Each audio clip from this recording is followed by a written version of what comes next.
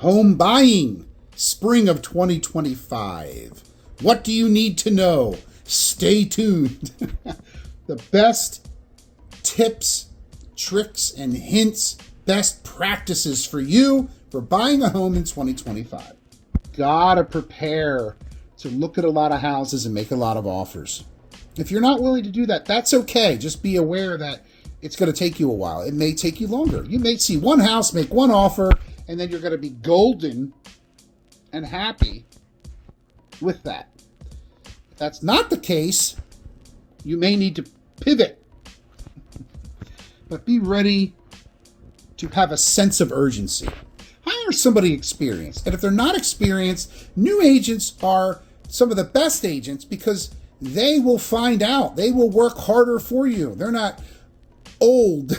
They might be old and new, if you catch my drift. But my point is that a new agent isn't the worst thing because they want to understand. They want to help you. Just like older or more experienced agents. You're not old, you're older. But a new agent it can be your friend too.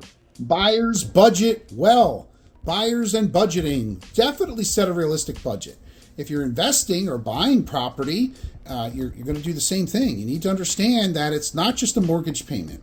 What is included in my mortgage payment? Is there private mortgage insurance? Is there PMI?